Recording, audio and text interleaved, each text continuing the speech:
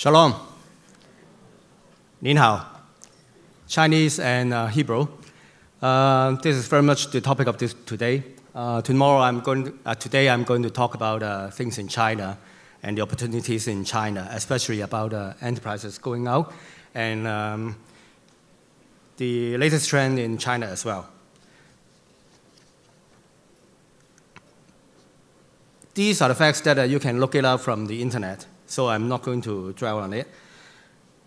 The largest trading nation, and it happens that China is the third largest trading partner of Israel. We are the second largest economy. We have a big population.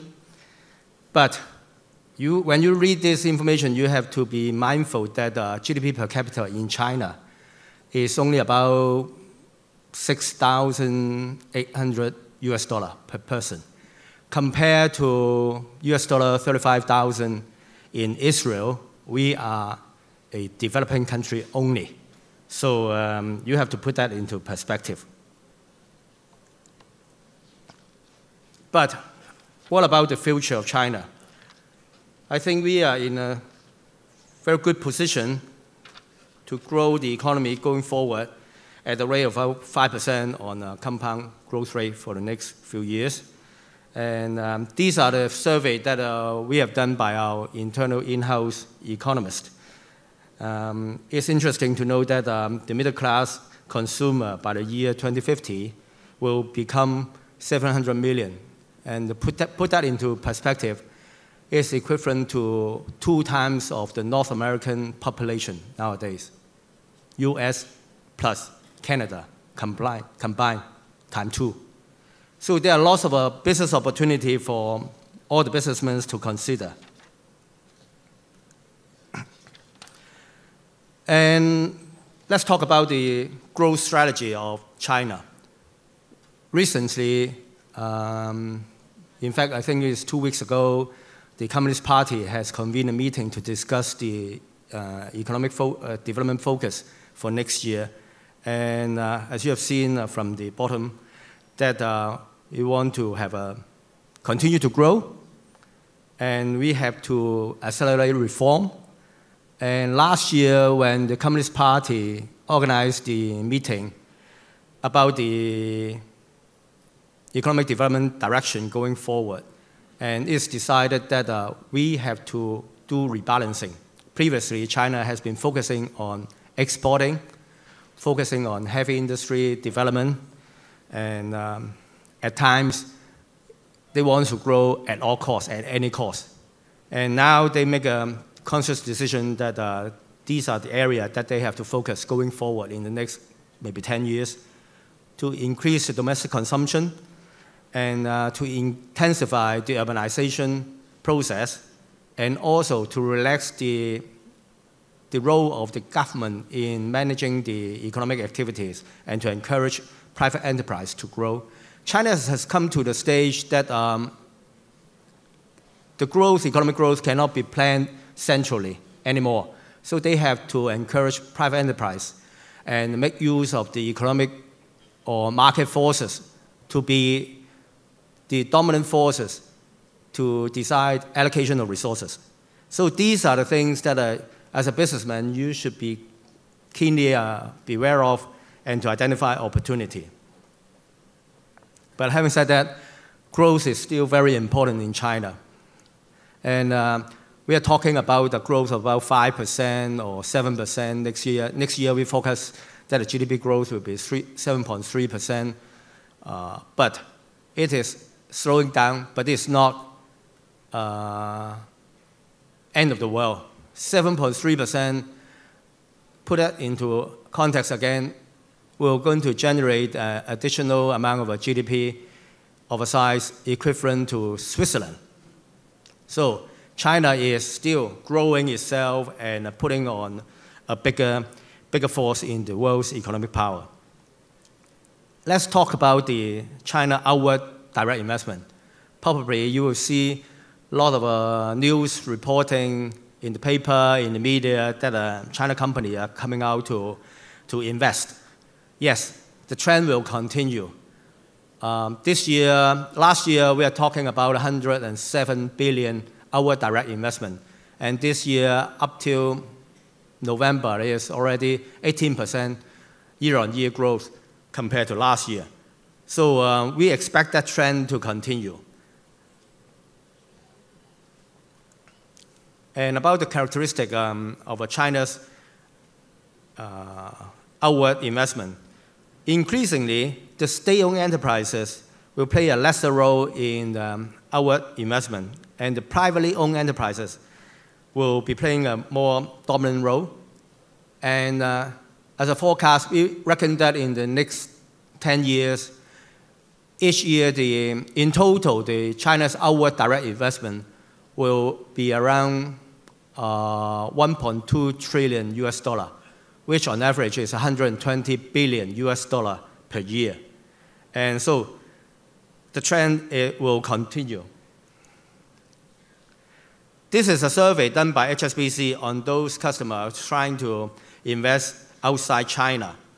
The reason they want to increase their presence in outside China is, of course, to have a platform that will going to facilitate international trade, expand the sales network, or to acquire brands in overseas so that it will have synergy with their own business onshore. And the other side, we're going to tell you a little bit about the concern when they're going out to invest outside China. And as a businessman, you may like to notice what is their concern, what is in the back of their mind when you have any discussion with them about any joint venture plan or any cooperation with a Chinese firm. So where do they want to invest outside China? Well, traditional industry will account for bulk of the target industry, but increasingly, it's interesting to notice that the emerging industry, they are more interested in it, getting more and more popular amongst the Chinese companies. Maybe this is due to the fact that Chinese government is promoting a development of a new emerging industry, which includes IT, new material, environmental technology, advanced manufacturing technology, biotech. And Chinese government has always been focusing on helping the agricultural sector. And so here in the red box, these are the areas that will be particularly suitable to the sectors in Israel. Please take a look at it. And pharmaceutical, medical equipment, agricultural technology, petrochemical, especially on the fertilizers. These are the areas that will interest China or Chinese investor the most.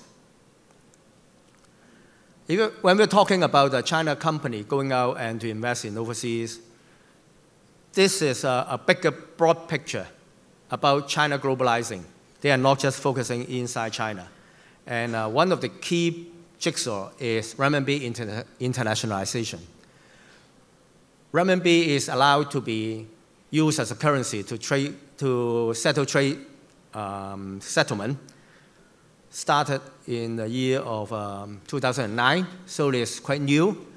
And right now, it accounts for over 20% of China's trade settlement currency.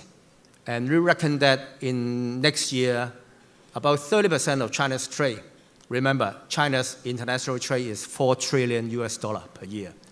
About 30% of it will be settled in renminbi currency. And we know that currency will go through a stage of development. One is the trade currency, and then the investment currency, and the reserve currency. So gradually, we see more and more government putting their reserve in renminbi as well. So gradually, renminbi is moving towards investment currency and reserve currency. What's the benefit of using renminbi? Of course, you will be able to open up China market. Some of the businessmen, your counterpart in China, may not be so sophisticated to understand the international exchange, how to hedge the currency risk. So when you're doing business with China, Chinese counterpart, probably you will end up with the currency issue. And if you, as a sophisticated businessman here, if you can help them out and settle the trade deals in renminbi, probably you're taking a big hassle away from your trade counterparts. And then it will be much more easy to negotiate better deals with your trade partners in China. And the other thing that I would like to draw to your attention is regarding the liberalization, market liberalization. Shanghai Free Trade Zone, probably you have heard about it. There are lots of relaxation policy. And the major focus is used as a test ground to do a few things. One, reduce the government involvement in the economic activity. Second, as a test ground to reduce the control over the capital account. Third is to allow new initiatives to be done in China so that it will going to facilitate the two-way flow of funds within China and outside China. Previously, you have the problem about trapped cash, but don't worry about it. Under the new initiative, you will have facility, you will have the initiative to help you to move funds out of China and or into China, both ways. I've flown 15 hours to come here to meet you. So if possible, I only have about 1 minute to talk about HSBC. HSBC China is the largest international bank in China. So next time, if you have a Chinese trade counterpart or investor talking to you about joint settlement, joint venture, or help financing the acquisition, please talk to HSBC because we are the largest bank, international bank in China. And our colleagues in Israel have a very good understanding about things happening in China. It will going to help you to navigate in this China market, big market. So, ladies and gentlemen, thank you for having me here, and I hope that I provide you with some information about China. Thank you.